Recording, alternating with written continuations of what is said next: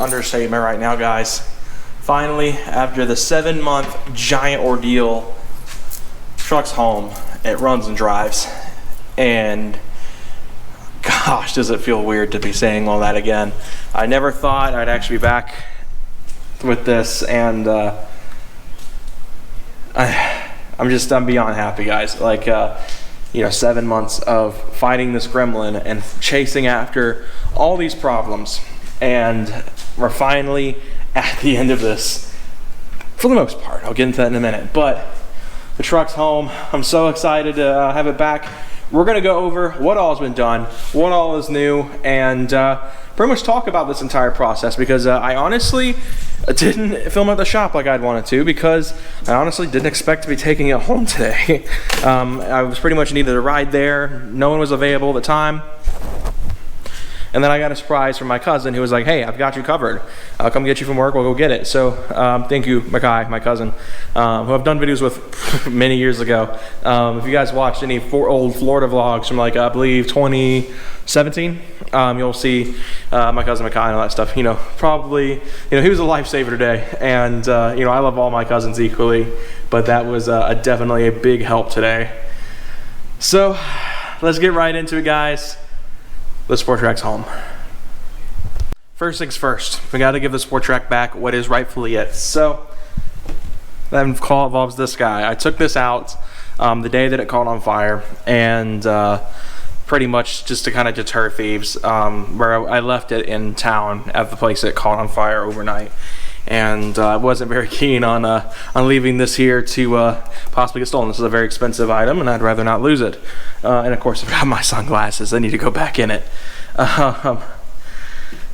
It's almost surreal in a way to have this thing back home and be back in my hands, alive. It's been so long, and just so much has happened. It's been this giant ordeal, as you guys know. But we've got a lot of stuff to go over and talk about with it. There's a lot of stuff to take care of from here. Let's get right into it, guys, because this is going to be probably a long one. But so first things first, you got to return all the other stuff. So if you guys remember from Fire Autocross, we had a lot of the interior torn down. The suction cup mounts both fell out for this guy and for my dash cam, so those got to go back up as they were. Battery cover needs to go back on. Owner's manual needs to get put back away. I've got my Haynes manual in here as well. This was taken off. I put this on when I got home. As far as interior goes, though, everything's business as per usual in here. But yeah, pretty much this thing's kind of in the best condition it's been mechanically in a very long time. And yeah, so I'm gonna put this up first. This is kind of important to me, so to take care of outside of just cleaning and putting the dash cam back up. The glass, incredibly gross, gotta clean that. Back is all good. The shop that it was at prior to the one that we just left the windows down, so the water issues become a bit more problematic in here, but it looks like the seats are mostly dry, so there's not any mold in the seats or anything, so I'm pretty happy about that. But we really changed just a lot under the hood. That was where most of the damage and repairs were.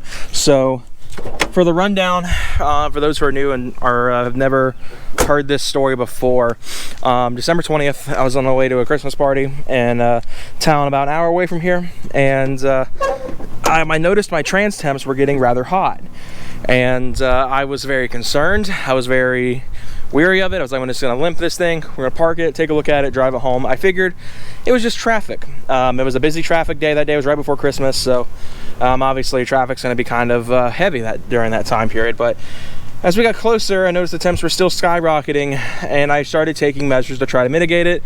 I figured that something drastic was up, and I had the gut feeling that I need to keep pushing to at least get off the interstate and then pull over then.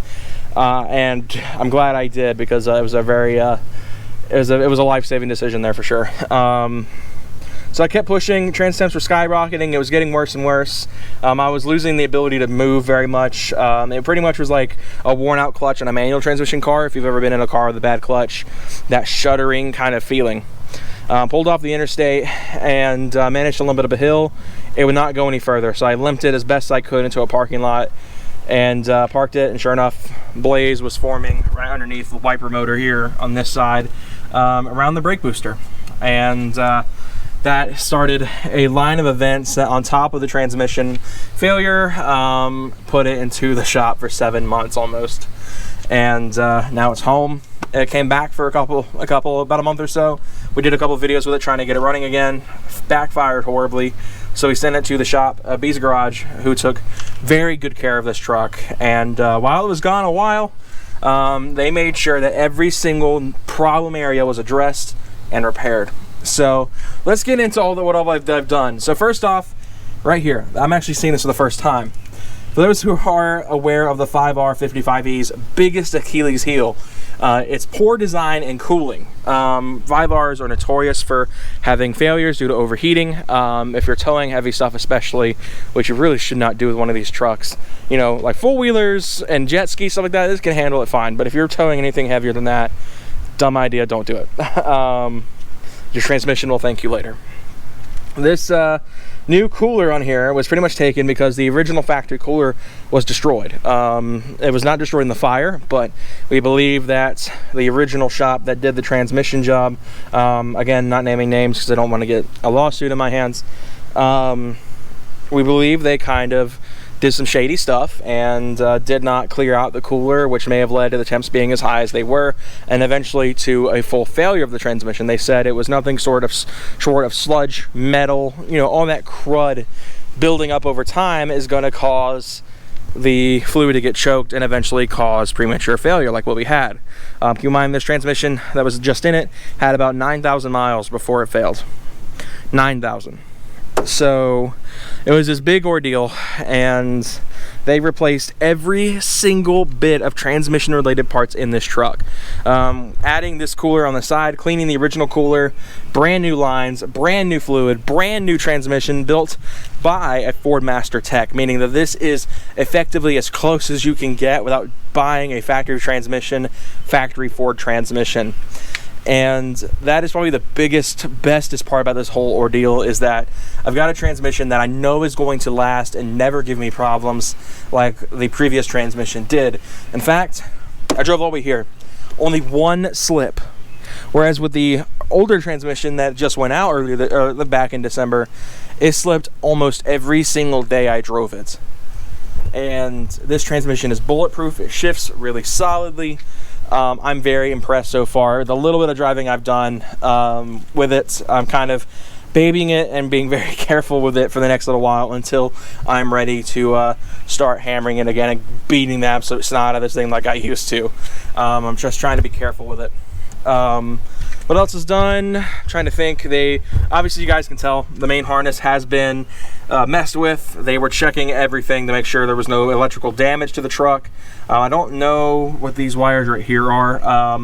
I don't ask questions really, but you can tell that they've cut through the sheeting to kind of check everything. I believe that's a ground right there that was messing with.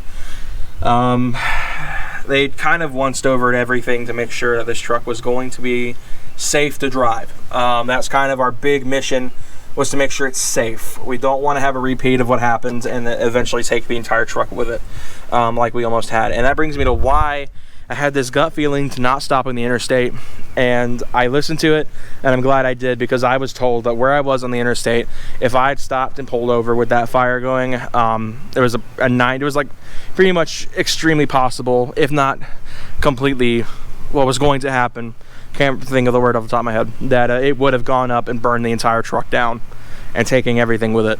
And so I'm glad I listened to my gut, even if it did cause a bit more transmission parts to fail due to high heat. It did save the rest of the truck in the process.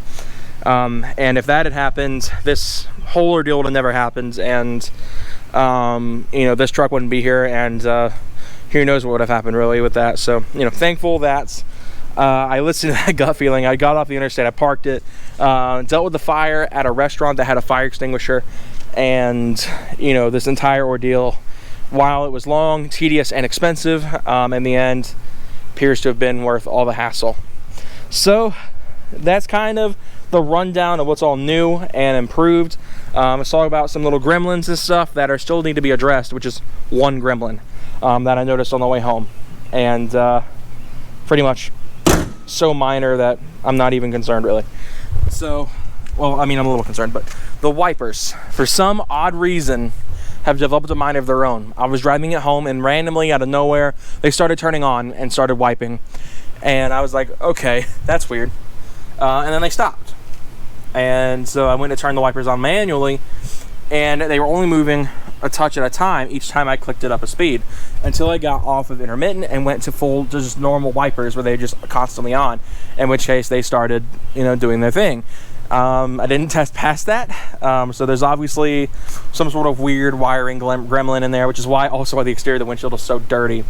As far as everything else goes, this thing is definitely in need of a good cleanup. It's been sitting for 7 months. It's incredibly dirty. I work at a car wash, which is handy, but with the water leak still being a problem and a concern, I'm not going to run it through there. A lot of just baby things to take care of as we go forward from here, in terms of, you know, getting this thing not only back in business as my daily driver, but to proceed from where we left off. So pretty much I've been advised by the shop to baby this thing for a few weeks, make sure that we're in the clear in terms of leaks, any sort of other problems that come up. Because like I said, I haven't driven it much. I drove it pretty much from the shop to my house, which is about 20 minutes at most. So short trip home. Tomorrow's gonna be the real test. It'll be the first time I take this to work, and I've been hyping this thing up for months, so I'm really excited to show my coworkers this thing for the first time. They've never seen this thing. They've only heard the stories, so I'm excited for them to have their own chance to see it in person. Next little thing that happened after the fire, the windshield wiper's brand new issue. That started today. Was the lock system. For some reason, my proximity locks completely glitched, and I cannot use proximity anymore.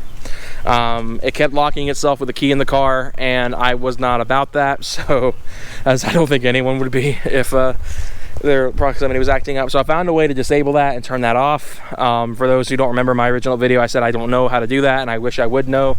You just literally hold the lock and on that button. So if anyone has a similar setup to mine and the proximity locks are just kind of buggy and you don't like it, you can turn them off. So that's what I did. I turned off the proximity locks, and it's been fine. I've noticed anytime the battery is unplugged and reset, though, that it will turn them back on, and you have to do the whole process over again to reset that and turn them off. I wish it would save that, but I get why it defaults to proximity.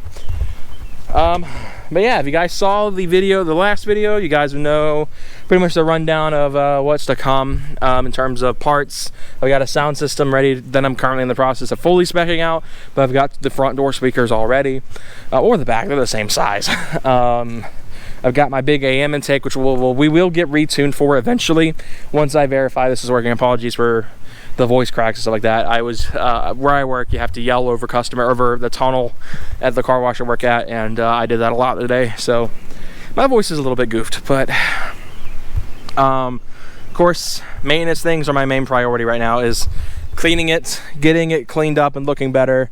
I'm honestly very surprised these held up this entire time.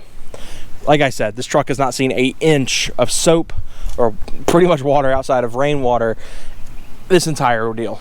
So the fact that it's not only held up in terms of oxidation on these lights is incredible.